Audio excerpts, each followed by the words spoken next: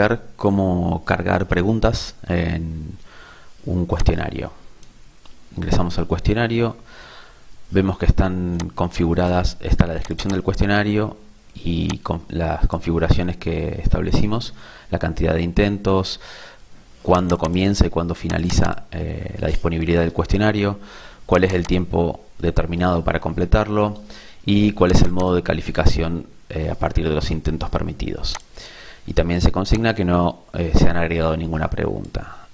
Entonces lo que hacemos es, vamos a editar el cuestionario, vemos que el listado de preguntas está vacío, entonces seleccionamos agregar una nueva pregunta y aquí nos aparecen todas las opciones de pregunta.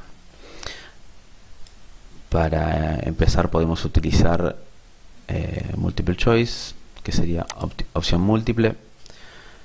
Le damos en agregar y aquí nos entrega todas las opciones que tenemos para esta pregunta. El nombre de la pregunta, si bien no va a ser mostrado al estudiante, sirve para identificación interna, para saber qué pregunta es. En este caso podemos poner, por ejemplo, creación de la UNR. El enunciado de la pregunta es la pregunta en sí. Entonces en este caso, por ejemplo, vamos a poner en qué año fue creada la UNR. Bien.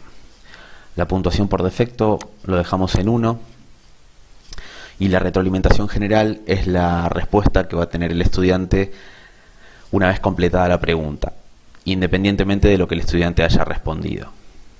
Es opcional, así que podemos dejarlo vacío. Número de identificación no es necesario. Una o varias respuestas. Esto permite que se pueda seleccionar más de una respuesta. Por defecto lo dejamos con solo una respuesta. Barajar respuestas. Esta opción recomendamos dejarla seleccionada porque lo que hace es en cada intento aleatoriza las respuestas, ¿sí? Para que no estén siempre en el mismo orden.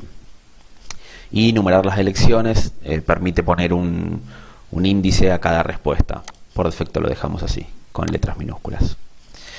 Luego en el apartado de respuestas nos da por defecto 5 opciones que se pueden agregar.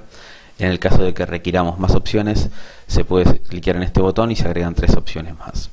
Y en el caso de que no necesitemos las 5 opciones y necesitemos 3, por ejemplo, simplemente la cuarta y la quinta la dejamos en blanco sin completar y el sistema las va a ignorar. Entonces, la elección 1 podemos poner 1965, que sería incorrecta. Dado que es incorrecta, la calificación la dejamos vacía, no merece ninguna calificación.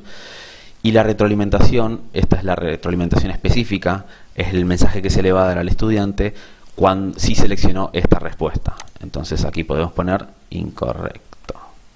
La UNR fue creada en 1968. En la elección 2 podemos poner la respuesta correcta, 1968. La calificación en este caso va a ser 100%. Lo que tiene la calificación es permite poner distintos grados de calificación a las distintas preguntas. Si hay una pregunta, entre comillas, más correcta que la otra, podemos agregarle a esta, no es el caso este, ¿no? Pero podemos agregar 75% a esta pregunta y 25% del puntaje a otra pregunta, ¿sí? En este caso, como hay una sola respuesta correcta, que es 1968, le asignamos el 100% de la calificación si el estudiante selecciona esta respuesta. Y como retroalimentación le asignamos correcto. Podemos agregar una tercera elección, que podría ser 1972. Y en este caso podemos copiar aquí la misma respuesta, que es incorrecta. Bien, entonces ya tenemos 3 preguntas para este multiple choice, 2 incorrectas y una correcta, que es 1968, a la cual le asignamos el 100% de la calificación. El resto de las opciones las dejamos como está y guardamos los cambios. Una vez que guardamos los cambios, ya nos aparece la pregunta en el cuestionario, como primera pregunta. La misma pregunta luego nos aparece en el banco de preguntas, ya queda guardada en el caso de que la queramos usar en un futuro cuestionario, ¿sí?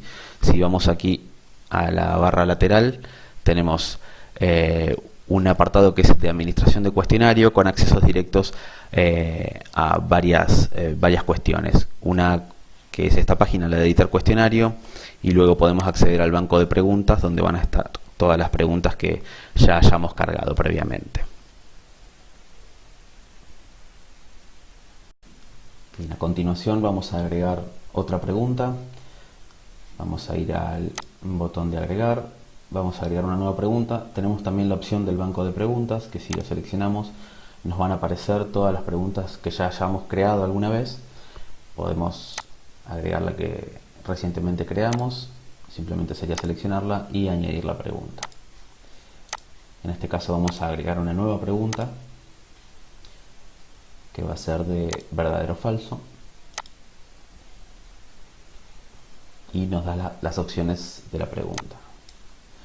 La categoría la dejamos sin modificar. El nombre de la pregunta nuevamente no va a ser mostrado a los estudiantes, pero sí nos va a servir a nosotros para poder identificarla.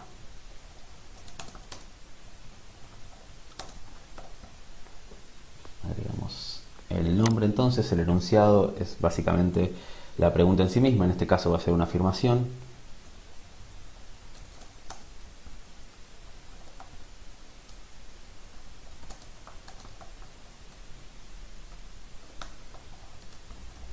Bien, en este caso la afirmación es incorrecta porque la biblioteca FAPID no se llama Ángel Guido, sino Hilarión Hernández Larguía.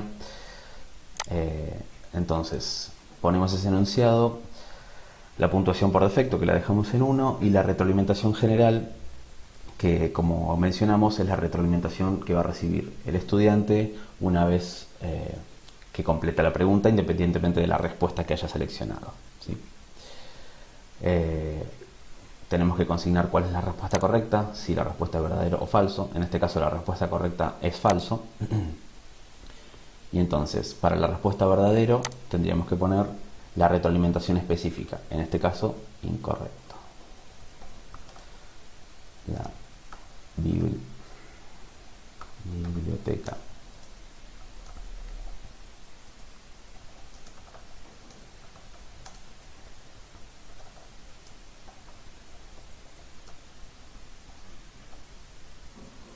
entonces ponemos que la respuesta verdadero es incorrecto, y la retroalimentación para la respuesta falso, cuando el estudiante selecciona la opción falso, podemos poner la misma simplemente cambiándole correcto. La biblioteca de la FAPID lleva por nombre Hilarión Hernández Larguía. En las opciones múltiples intentos y marcas lo dejamos así sin modificar y guardamos cambio. Una vez que están guardados los cambios, ya vemos que están las dos preguntas cargadas, las cuales se pueden aleatorizar. Por defecto nosotros pusimos que sea aleatorio, pero si queremos cambiarle el orden y asignarle un orden específico, simplemente arrastramos y soltamos. Por último, vamos a agregar una última pregunta en formato ensayo. Agregamos la pregunta, el tipo de pregunta ensayo, a diferencia de las otras preguntas, multiple choice, verdadero o falso, esperan una respuesta abierta, de modo que la calificación en estas preguntas tiene que ser manual. El docente tiene que asignar una calificación manualmente. El nombre de la pregunta es de referencia interna para los docentes, y el enunciado sí es lo que va a ver el estudiante.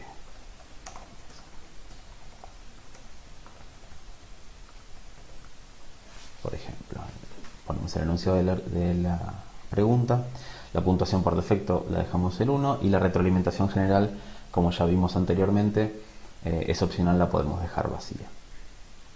Bien, en las opciones de respuesta tenemos varias opciones para que el estudiante pueda responder. Se puede utilizar un editor HTML que sería una caja muy similar a esta, con opciones de formato de texto, ¿sí? Se puede poner en negrita, agregar imágenes, formatear el texto de varias maneras. Editor HTML con selector de archivos es similar a esta caja, con un botón que permite agregar algún tipo de archivo, ya sea una imagen o en formato PDF. Puede ser también texto sin formato, en donde los estudiantes van a tener la opción de cargar texto pero sin la opción de formatearlo. Sería una caja como esta pero sin la barra de herramientas. Texto sin formato monoespaciado lo vamos a dejar, es similar al anterior pero con tipografía monospace, no lo vamos a utilizar. Y sin texto en el caso de que lo que queramos es que el estudiante adjunte un archivo en lugar de completar texto, ¿sí? La opción más recomendable puede ser editor HTML, ¿sí? Requerir texto, esto es si queremos que el estudiante si queremos que la opción de texto sea obligatoria u opcional, vamos a ponerla requerida. El tamaño de la caja es el alto que va a tener la caja de texto donde el estudiante va a depositar su respuesta. Si bien se va a establecer un alto, esto no es una limitante, es decir, si nosotros esperamos una respuesta corta, tal vez convenga poner 5 líneas, entonces va a crear una caja bastante pequeña.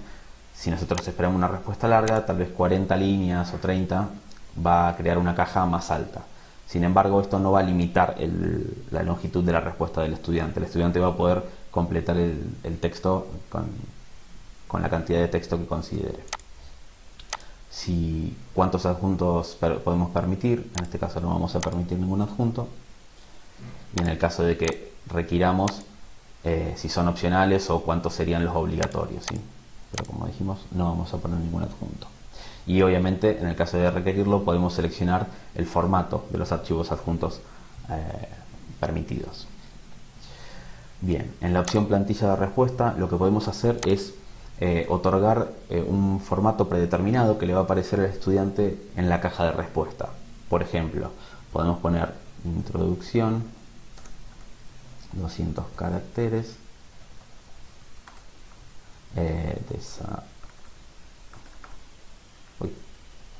desarrollo 500 caracteres,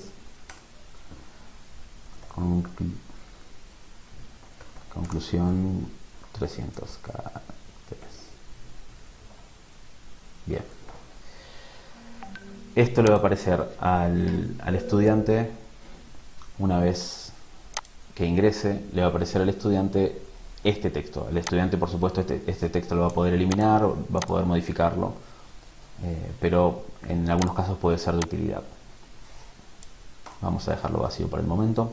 La información para el evaluador, como comentamos, este tipo de preguntas tiene que ser evaluada manualmente, y en el caso de que sean varios docentes los que deban evaluar, se le puede poner aquí alguna información o indicaciones directivas para que el evaluador tenga en cuenta, ¿sí? De momento también lo dejamos vacío. Guardamos los cambios y vemos que ya está la pregunta de ensayo agregada al examen.